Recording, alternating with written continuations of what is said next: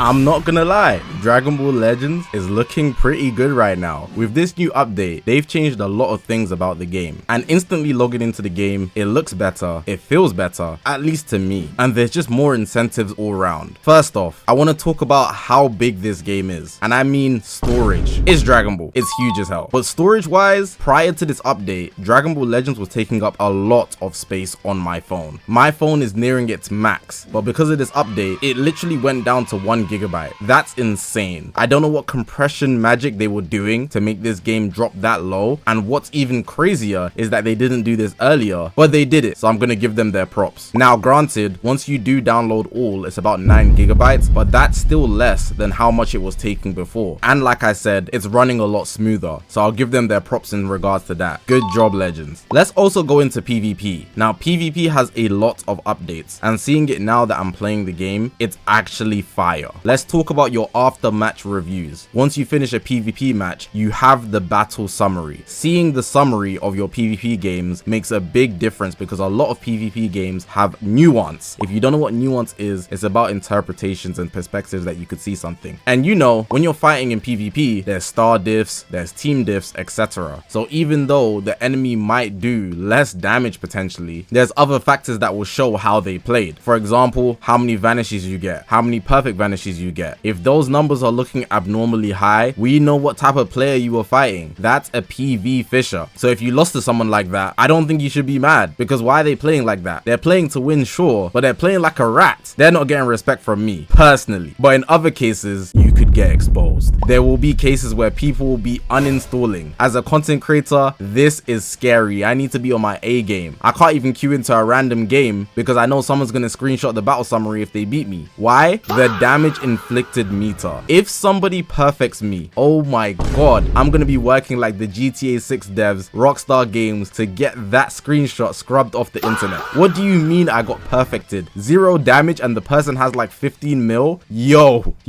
I am not arse at the game, but sometimes you have a really bad game, every play just doesn't go your way. If I get perfected, that's so long. But in the same way, if I perfect someone else, that's tough, buddy.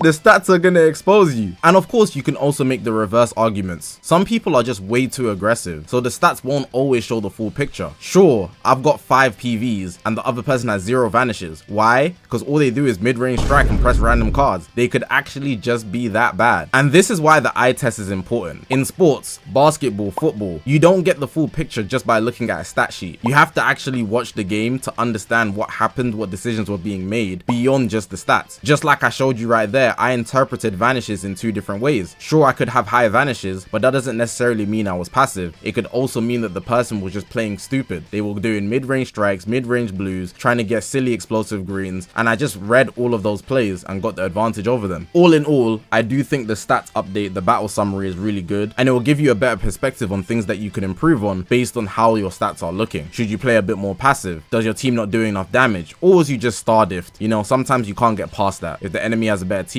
if they have better stars, are your equipment's good enough, etc, etc. Let's also talk about the new ranks. Now with all of them in place, this is easily the best part of this update. This update is going to give you a real reason to want to climb the ranks. Before, you weren't getting true incentives for being higher than someone. I've spoke about this before. You could easily be better than somebody in ranked PvP, but get less chrono crystals than them based on how the seasons worked prior, because there was group rankings and also the rank that you place. If you place high in your group, you would get more chrono crystals because you're first place there, but even if you're lower ranked somewhere else, you could still get more than somebody else that's higher ranked than you just because they're in a more difficult group and didn't place first in their group. But because they're in a better group, they should just be getting more. But it didn't work like that. The value was placed on first even if you're in a trash group. So for good players, let's take me for example, not to toot my own horn, but it's just way better to lag back and farm CC from lower groups while getting the general CC amount for placing in the top 10k, the same amount as somebody who's placing in the top 1k. But now, if you are actually better, you're placing in higher ranks, you will be getting rewarded as such. All of the players in the top 100 will be getting 1,500 chrono crystals. I think that is big. Sweating your ass off, you will be getting 500 more chrono crystals than everybody that is within the 1,000th to 5,000th place. And you can see on the screen the other amounts. So there's slight increments when you're placing within these barriers, so you can't just exploit getting CC for being worse than someone, and I think that's amazing. Granted, there is still incentive from the groups, but it is a bit better from before, and I think we should be acknowledging that for their efforts, even if there still is a bit of polishing to do in multiple places for Dragon Ball Legends. Now there are some other extracurricular, like the card machine. Every 8 hours, you'll be getting a new coin, which you can play to be able to get some cards. Now these are just collections, they're mad extra. It doesn't seem like they have a real incentive, but it's just something extra to do within Dragon Ball Legends. Like I got the Super Saiyan Goku and Shallot's original home screen. It's a gold card. It's looking pretty fire, to be honest. From what I can see, there's only 34 at the current moment, but I'm sure they'll release more as time goes along because they have a lot of cool arts in the game, so they're kind of putting them to use, you could say. It's just something more to do. I don't feel like this deserves more shine. I'm not necessarily going to praise it, but I'm not going to take away from it. Having more to do is always fun because at the end of the day, it's a game. You're not just playing it to get the characters, you should be looking to enjoy. Some people will enjoy this aspect of it, some people won't really care. That just depends on you. And I guess the final thing I should speak about regarding this update is the obvious. Ultra Final Form Cooler, the newest unit in Dragon Ball Legends. I want to say straight away that I really like this guy's art. He's mirroring Golden Frieza as he should. That's his little bro. But also his kit is just bringing a lot of controversy to Dragon Ball Legends. And I feel like when there's something to talk about in Dragon Ball Legends, that's when the game is the most fun. You want to see people's opinions, you want to give your own opinions, you want to see how things will develop, how the game will change, how PvP is going to move after this unit hits the field. Cooler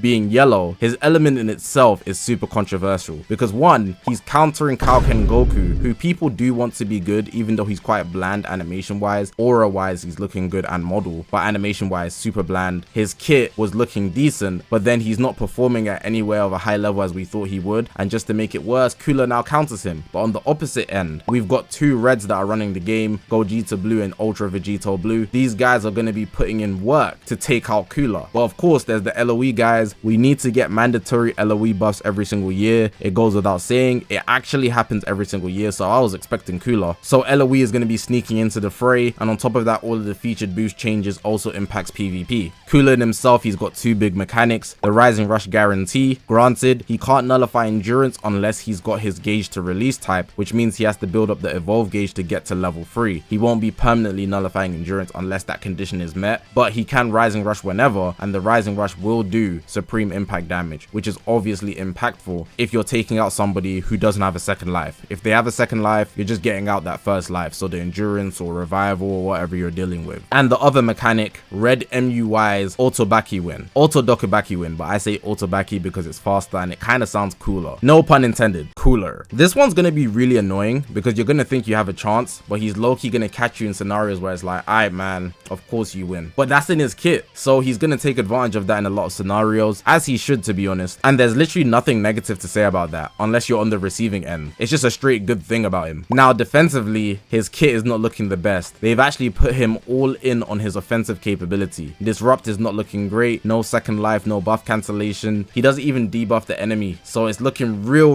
get in that field, throw out some punches, get back out, because he's not doing anything else. There's not even crazy purples in the meta right now, so using him doesn't have as much incentive as it would if there was like an OP purple in existence right now. Anyways, those are all my thoughts for ranked PvP and the game right now. Just wanted to give a few opinions because a lot of people always ask me, but I guess we should give this some time because early stages of everything, everybody wants to jump in and give an opinion, but as time passes, people get used to things and maybe their opinions get better or they stay worse. In most cases, they get better though. One thing about the Dragon Ball community that I know for sure, Dragon Ball fans do not like change. It's the main reason why Goku's still the MC after all these years, man. It could have been Gohan. But let me know you guys' thoughts in the comment section below. But overall, I'm pleased, man. They're doing a decent job.